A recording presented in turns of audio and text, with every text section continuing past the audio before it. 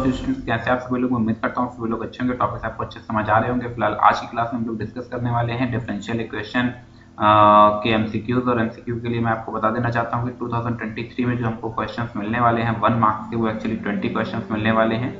और इन 20 क्वेश्चंस का जो डिवाइडेशन है वो 18+2 में होगा, जिसमें 2 असर्शन बेस्ड क्वेश्चंस चले जाते हैं और 18 एमसीक्यू बेस्ड क्वेश्चन चले जाते हैं, जिसको कि हम लोग अपनी इस सीरीज में कवर करने की कोशिश कर रहे हैं। अगर आपने इंट्रोडक्टरी वीडियो नहीं देखा है तो आप उसे देख लेंगे, तो वहां से चीजें आपको और अच्छे से क्लियर कट समझ आ जाएंगे। तो आज की क्लास की हम लोग शुरुआत करना शुरू करते हैं। तो ऑब्जेक्टिव टाइप क्वेश्चन एमसीक्यू और क्वेश्चन नंबर 1 ये रहा। हमें सबसे पहले इसमें क्या बताना है? डिग्री बताना है। यहाँ पर देखेंगे क्या लिखा गया है, डिग्री। दो चीजें होती हैं, एक ऑर्डर होता है और दूसरा क्या होता है, डिग्री होता है। सबसे पहले हम ऑर्डर को समझेंगे और उसके बाद हम लोग समझेंगे डिग्री को। ऑर्डर होता है मैक्सिमम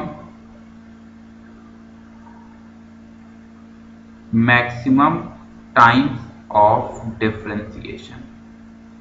सर कम बात समझ आती है, एग्जांपल से समझा दीजिए, एग्जांपल से समझ लीजिए। y equals to F X कोई एक फंक्शन है। जब इसको एक बार डिफरेंशिएट करते हैं तो लिखते हैं dy बाई डी एक्स। जब इसको दो बार डिफरेंशिएट करते हैं तो इसको लिखते हैं d2y अपॉन dx2। जब इसको 3 बार डिफरेंशिएट करते हैं then we can write d3y upon dx3। अब ध्यान से जरा समझेंगे। अगर मैं आपसे ये पूछूं कि फंक्शन को ये हमें क्या बताता है, d3y अपॉन dx3 में क्या बताता है, then your reply is that y is actually a function is differentiated 3 times। y कोई एक फंक्शन है जिसको 3 बार डिफरेंशिएट किया गया है। कितनी बार? 3 बार। इसीलिए यहाँ पर लिखा गया है कि टाइम्स। टाइम्स का मतलब अभी समझ आ रहा होगा, जितनी बार, बार हिंदी में सेंस निकले बार और इंग्लिश में निकले टाइम्स, तो वही होता है उसका ऑर्डर। अगर हम पूछेंगे कि ये किस ऑर्डर कितने टाइम्स, मतलब किस ऑर्डर का डिफरेंशियल कोफिशिएंट है, तो आप बोलेंगे सर 3 ऑर्डर का। ये हम पूछें किस ऑर्डर का, तो आप बोलेंगे 2 ऑर्डर का। ये पूछें किस ऑर्डर का, तो आप बोलेंगे ऑर्डर 1 का। तो हमसे पूछ रहा है डिग्री। अब ऑर्डर हमको समझ आ जाता है कि टाइम्स ऑफ डिफरेंशिएशन। डिग्री क्या होता है? तो डिग्री में याद रखेंगे कि डिग्री मैक्सिमम पावर, मैक्सिमम क्या, हाईएस्ट पावर, और थोड़ा सा बढ़िया लग रहा है, highest power of highest order derivative, highest order derivative. इसी को हम लोग क्या बोलते हैं? इसी को हम लोग बोलते हैं डिग्री। अब लेकिन याद रखेंगे कि डिग्री में कभी भी डिफरेंशियल कोफिशिएंट, क्या कहा, कभी भी डिफरेंशियल कोफिशिएंट किसी भी फंक्शन का आर्गुमेंट नहीं होगा। क्या कहा? डिग्री में कभी भी डिफरेंशियल कोफिशिएंट, डिफरेंशियल कोफिशिएंट का मतलब हो गया जैसे dy by D x, d2y upon dx2, इनको बोलते हैं डिफरेंशियल कोफिशिएंट। ये किसी भी फंक्शन का आर्गुमेंट नहीं होगा। आर्गुमेंट नहीं होगा इन द सेंस जैसे साइन x होता है, dy बाई डी एक्स थोड़ा ही होगा। तो अगर हम कहीं पर ये लिख दें कि sine dy by D X, तो इसका मतलब क्या, इसका डिग्री डिफाइन नहीं हो पाएगा। जैसे हमने लिख दिया e to the power dy by D X, तो e to the power x होता है, ना कि ये होता है। और क्योंकि अब ये दिख रहा है इसलिए इसका भी डिग्री डिफाइन नहीं हो पाएगा। तो मैं उम्मीद करता हूँ कि चीजें आपको बेहतर तरह समझ आ रही होंगी। तो हमसे पूछ रहा है डिग्री, और डिग्री क्योंकि हमसे डिस्कस कर रहा है, तो डिग्री का मतलब अभी आपको समझ आ रहा होगा। डिग्री का मतलब not defined. Which option is correct? Option D is correct, क्योंकि साइन के साथ में देखो dy by D X as argument का काम कर रहा है। नेक्स्ट क्वेश्चन की तरफ बढ़ रहे हैं। नेक्स्ट क्वेश्चन अपने सामने ये रहा। पूछ रहा है ऑर्डर, किस ऑर्डर का है? पिछले क्वेश्चन में मैंने आपको डिस्कस कर लिया है आपके साथ। तो ऑर्डर मतलब मैक्सिमम टाइम। y कोई एक जनरल फंक्शन है, dy मतलब एक बार differentiate, d2y upon dx to 2 times. 2 times का मतलब ऑप्शन ए इज करेक्ट। फिर नेक्स्ट क्वेश्चन नंबर 3 की तरफ हम लोग बढ़ रहे हैं। The number of arbitrary constant in the general solution of the differential equation of fourth order. Fourth order का मतलब हुआ d4y अपॉन dx4। कह रहा है कि कोई डिफरेंशियल इक्वेशन है, मान लेते हैं कि एफ एक्स कॉमा वाई, ये डिफरेंशियल इक्वेशन है।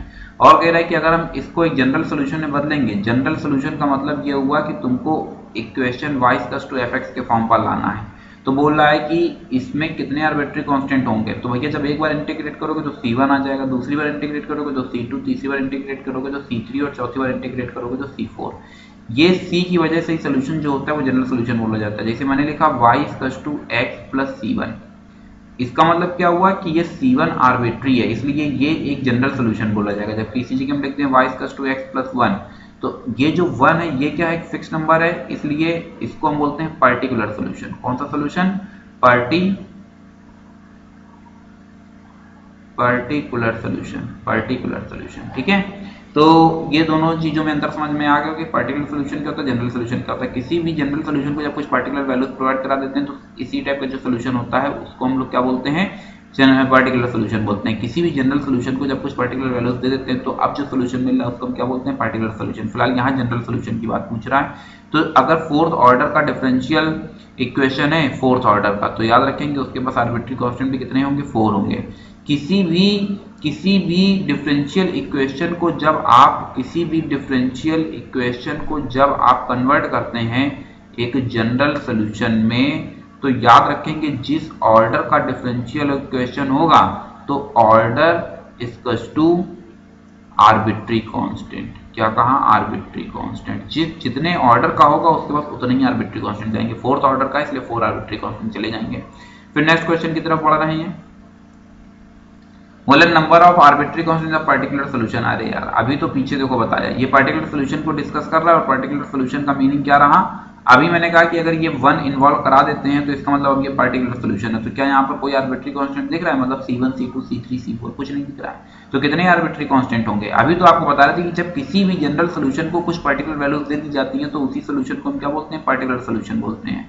तो जाहिर सी बात है कि पर्टिकुलर सोल्यूशन में क्या कोई जनरल मीन्स आर्बिट्री कांस्टेंट होगा, तो नहीं होगा। तो पर्टिकुलर सोल्यूशन में कितने 3 ऑर्डर का एक पर्टिकुलर सोल्यूशन है तो उसके पास भैया समझ गया, कोई भी डिफरेंशियल इक्वेशन ऑर्डर 3 का था उसके पर्टिकुलर सोल्यूशन में कितने आर्बिट्री कांस्टेंट होंगे, 0 आर्बिट्री कांस्टेंट होंगे। फिर नेक्स्ट क्वेश्चन की तरफ हम लोग बढ़ रहे हैं और क्वेश्चन नंबर 5 ये रहा। बोला which of the following differential equation y equals to x as one of the particular solution. देखो यार अगर सच में y इक्वल्स टू x इस डिफरेंशियल इक्वेशन का एक सोल्यूशन होगा तो वो क्या करेगा, सेटिस्फाई करेगा। तो इसको हमने एक बार डिफरेंशिएट किया तो dy बाई dx की वैल्यू 1 मिल जाती है, एक बार और डिफरेंशिएट कर दिया तो d2y अपॉन dx2 की वैल्यू मिल जाती है 0। इसका मतलब ये भी 0, ये भी 0, ये भी 0 और ये भी 0, यानी ये चारों का तो कोई सेंस ही नहीं रह गया। अब dy बाई dx की वैल्यू हमने उठा करके क्या रख दिया, 1 रख दिया। तो जब dy बाई dx की इस वैल्यू को उठाओगे और ला करके 1 पुट करते हो तो यहां से आउटपुट देखने को मिलता है -x² into 1 plus x, y की वैल्यू फिर x रख दिया इक्वल x। अरे ये तो बना रहा है -x² plus x² equals to x, तो 0 इक्वल्स टू x। क्या ये मैथमेटिकली ट्रू है, नहीं। तो फिर ये सोल्यूशन भी सही नहीं है। सेम प्रोसेस ये भी सही नहीं होगा, हाँ ये वाला होल्ड हो जाएगा। देखो इसके अंदर रख करके दिखा रहे हैं -x² into 1 plus x into y की जगह पर x रख दिया, then -x² plus x² equals to 0। यहां से हमको देखने को मिलता है 0 equals to 0, then option C is correct. Next question की तरफ हम लोग बढ़ रहे हैं। नेक्स्ट क्वेश्चन अपने सामने ये रहा। बोला which of the following differential equation as the general solution. कह रहा है कि ये किसका जनरल सोल्यूशन है। तो सिंपली हर एक में d2y अपॉन dx2 देखने को मिल रहा है हर ऑप्शन में। तो एक काम करो, इसको पहले 2 बार डिफरेंशिएट ही कर दो। तो जब पहली बार डिफरेंशिएट किया तो dy बाई dx की वैल्यू हमें देखने को मिलती है c1 e to the power x minus c2 e to the power minus x। इसको हमने क्या किया, एक बार और डिफरेंशिएट कर दिया तो d2y upon dx2 c1 e to the power x minus minus plus c2 e to the power minus x। ध्यान से देखो ये जो इतना एक्सप्रेशन है ये असल में किसके इक्वल है, ये असल में y के इक्वल है। तो फिर यहाँ पर क्या जनरेट हो जाता है, d2y upon dx2 equals to y। क्योंकि सब कुछ LHS में है इसलिए इसको भी उठाओ और LHS में ट्रांसफर कर दो तो आपको देखने को मिलता है minus y equals to 0 and minus y equals to 0। Option B is correct, option B is absolutely correct. फिर नेक्स्ट क्वेश्चन की तरफ हम लोग बढ़ते हैं। जनरल सॉल्यूशन हमको गेन करना है। हमने क्या किया, dy by dx equals to e to the power x into e to the power y। यहां से हमको देखने को मिलेगा e to the power y e to the power x dx। इसको बोलते हैं वेरिएबल सेपरेबल। ये जो प्रोसेस है इस प्रोसेस को क्या बोलते हैं, वेरिएबल सेपरेबल, जिससे हम इसको गेन कर पाए हैं।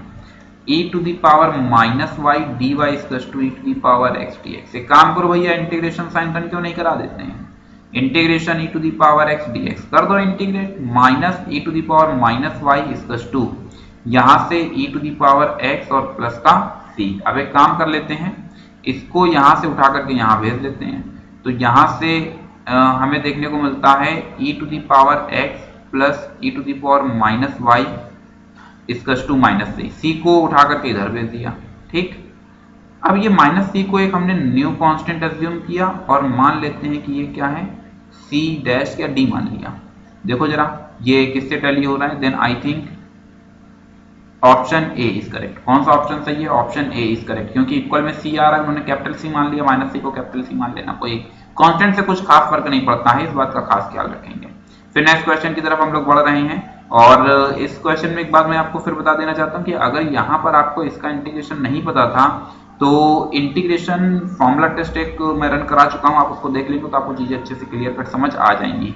फिर नेक्स्ट क्वेश्चन की तरफ बढ़ रहे हैं, homogeneous differential equation of the form dx upon dy can be solve. देखो इसके अंदर जो तुमको दिखेगा, अगर ये सच में होमोजीनियस है तो जो फॉर्मेट यहां पर बन रहा होगा, ध्यान से समझना, जो फॉर्मेट डी को हटा देना, जो यहां बनेगा वही असल में x अपॉन वाई तुमको अंदर देखने को मिलेगा।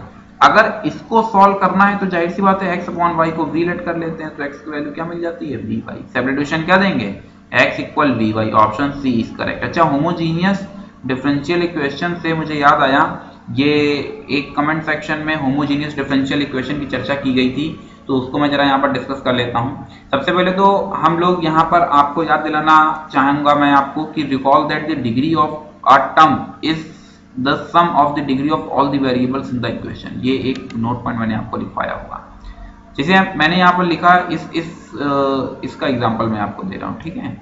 इसे मैंने लिखा 3x square Y cube Z to the power 4, और मैं पूछूं इस टर्म का डिग्री कितना है, तो ये जो यहाँ पर स्टेटमेंट लिखा गया इसका मीनिंग ये है कि अगर इस टर्म का डिग्री पता करना है तो सारी वेरिएबल्स की जितनी भी पावर है उनको ऐड करो, यानी 2 + 3 + 4 यानी कितना मिल जाता है, 9 मिल जाता है। तो इस टर्म पर्टिकुलर इस टर्म का डिग्री कितना हो जाता है, 9 हो जाता है। अब फिर देखो, if all the terms have the same degree, अगर हर टर्म का डिग्री सेम हो जाता है तो फिर इस तरीके की इक्वेशन को हम लोग क्या बोलते हैं, होमोजेनियस डिफरेंशियल इक्वेशन बोलते हैं। आई थिंक सौरभ जायसवाल नाम है जिन्होंने ये क्वेश्चन डिस्कस किया हुआ था। इसके मैंने कुछ एग्जांपल भी दे रखे हैं, तो ये एग्जांपल नंबर 1 है, ये एग्जांपल 2 है, ये एग्जांपल 3 और ये एग्जांपल 4 है। हर टाइप का एग्जांपल ले लिया मैंने। जैसे इसमें देखो x का भी पावर 1 है, y का भी पावर 1 है, और जो न्यूमरेटर पर वेरिएबल्स की पावर है वही डिनोमिनेटर में भी है। इसका मतलब ये कैसा होगा, होमोजेनियस। ये जो बात बताई कि हर टर्म का डिग्री सेम होना चाहिए, इस टर्म का भी डिग्री 1 है, इस टर्म का भी डिग्री 1 है, इस टर्म का भी डिग्री 1 है, इस टर्म का भी डिग्री 1 है, मतलब होमोजेनियस हो गया। यहाँ पर देखो इसका डिग्री 2, इसका डिग्री 2, इसका डिग्री 1 और 1 मिलकर के फिर 2 हो गया, तो हर टर्म का डिग्री सेम हो गया, मतलब होमोजेनियस है। अच्छा, जैसे ये है, अब ये होमोजेनियस हो या नहीं हो उससे कोई फर्क नहीं पड़ता है, लेकिन ये याद रखना कि अभी बता रहे थे ना पीछे, e की पावर x होता है, दिख क्या रहा है, x अपॉन y, तो एक ही तरीका है, x अपॉन y को ये क्या मानो, v मानो, तो x इक्वल vy। और याद रखना कि इस इक्वेशन को सिंप्लीफाई करोगे तो उसमें फॉर्म तैयार करोगे dx अपॉन dy, क्योंकि माना किसको है, x अपॉन y को v लेट किया है।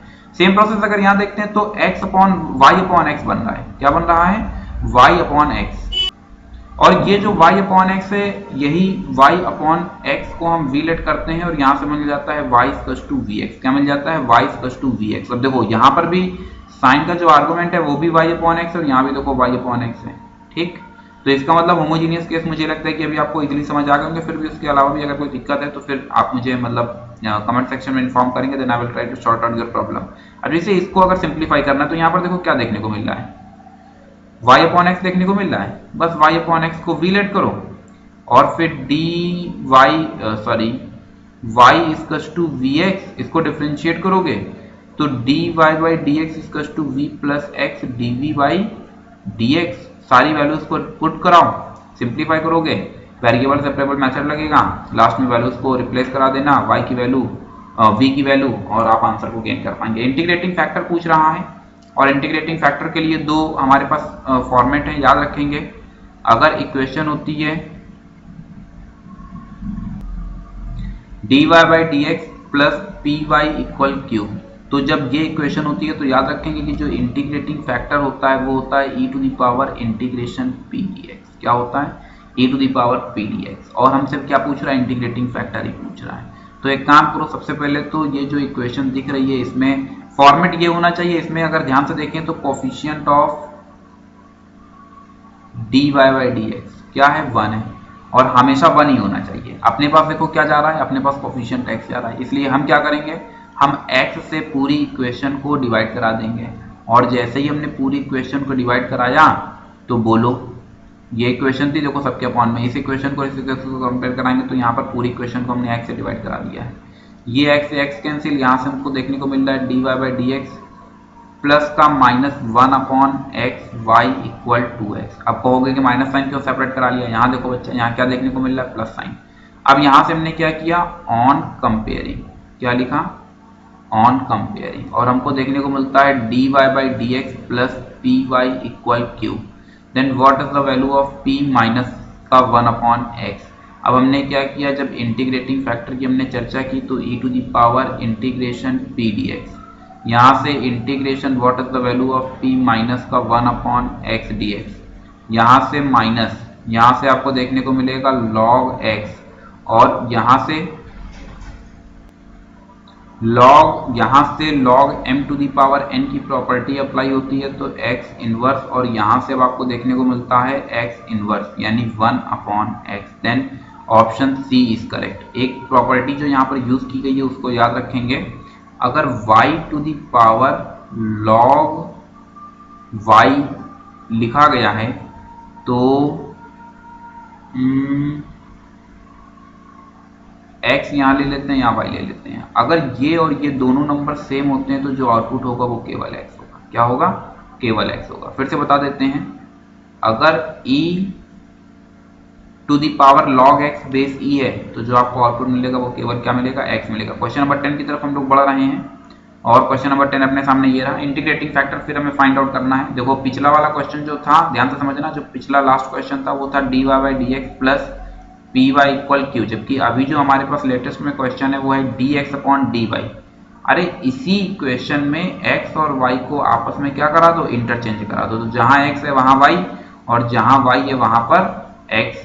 अब dx अपॉन क्या जनरेट हुआ, dy जनरेट हुआ, तो अब हमको क्या करना है, इसको उसी फॉर्मेट पर लाना है। सबसे पहले तो यहां देखो coefficient of dx upon dy ये क्या है, 1 है, तो यहां से भी हमको क्या मिलने वाला है, dx upon dy plus x y, क्या कहा, 5 upon 1 minus y square x ay upon 1 minus y square. इसको कंपेयर करा देते हैं किससे, इस इक्वेशन से। जैसे ही कंपेयर कराते हैं तो p की वैल्यू मिल रही है y upon minus 1 upon y square. Integration वहां पर था p dx, यहाँ पर क्या बनेगा p dy, और ये है क्या, ये है integrating factor e to the power what is the value of t y upon 1 minus y square साथ में dy।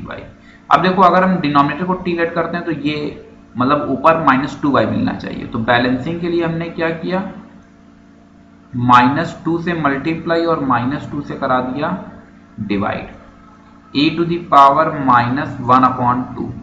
ये वाला जो पूरा पोर्शन देख रहे हैं इसको टीलेट करोगे तो ये एलिमिनेट हो जाएगा, तो ये बना देगा log 1 माइनस वाई स्क्वायर।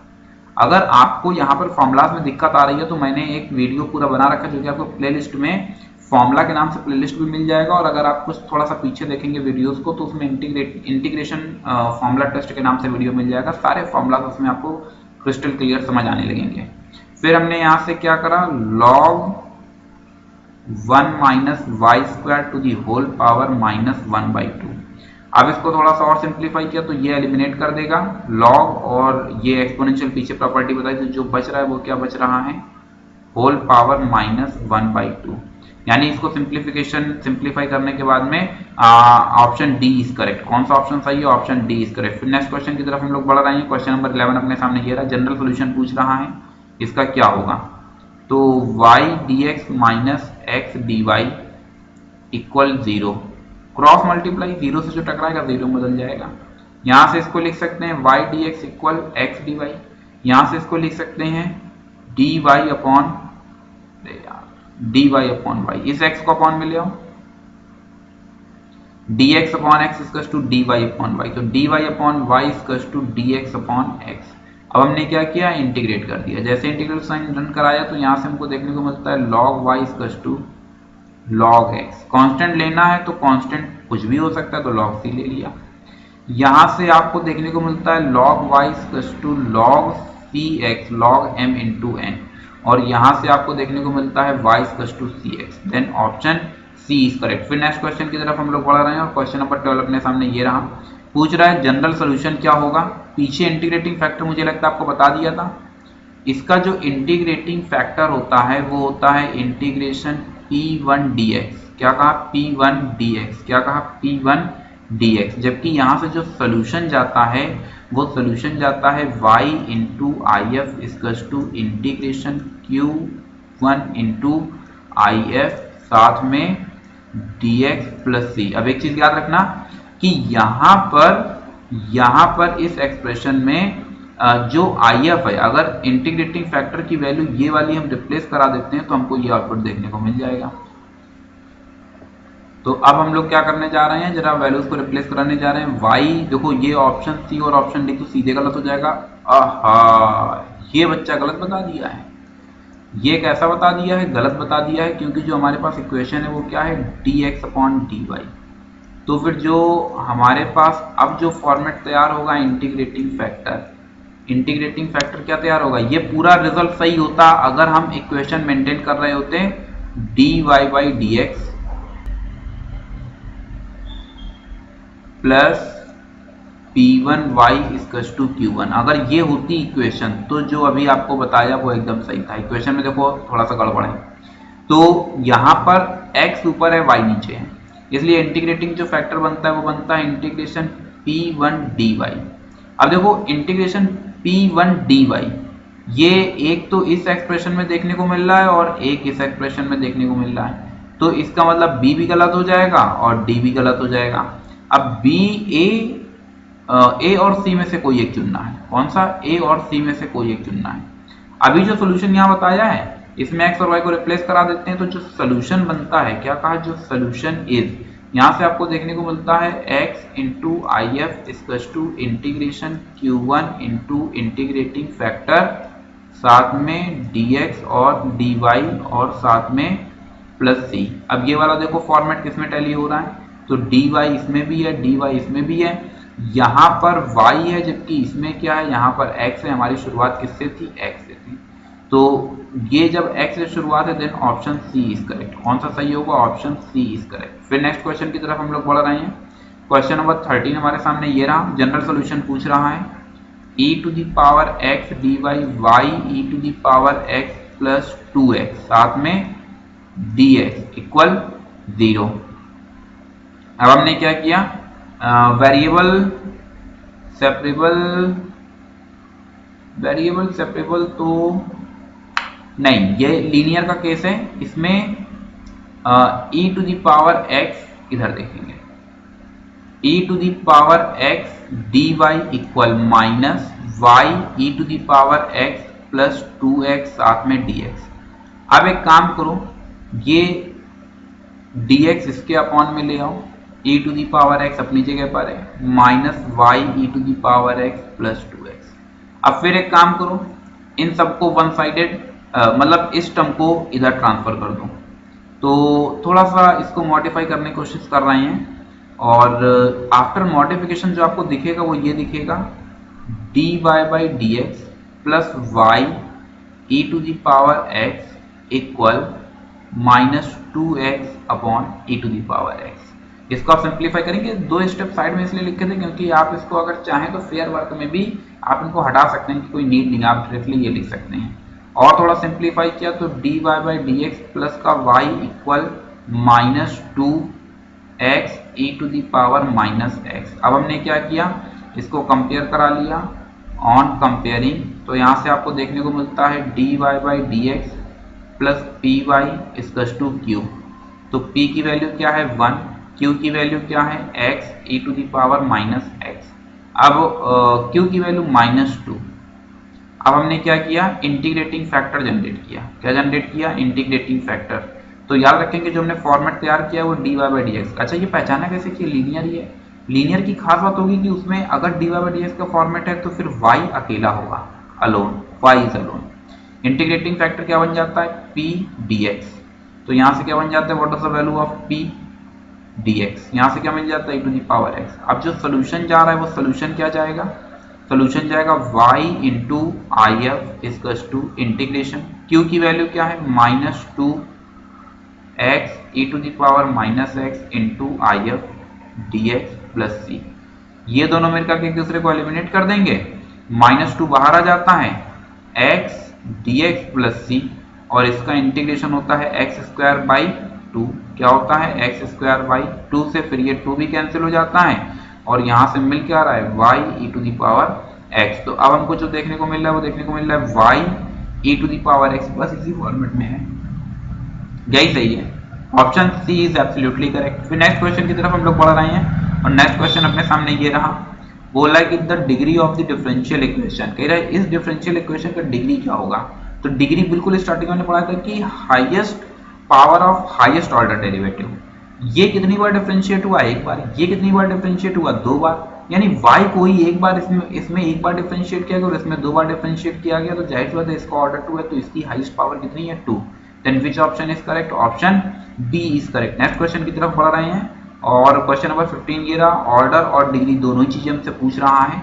तो स्क्वायरिंग बोथ साइड, नहीं, स्क्वायरिंग बोथ साइड की कोई जरूरत नहीं है। पावर 2 है तो ऑर्डर कितना आ जाता है, क्योंकि मैक्सिमम 2 टाइम्स डिफरेंशिएट और उसकी पावर कितनी है?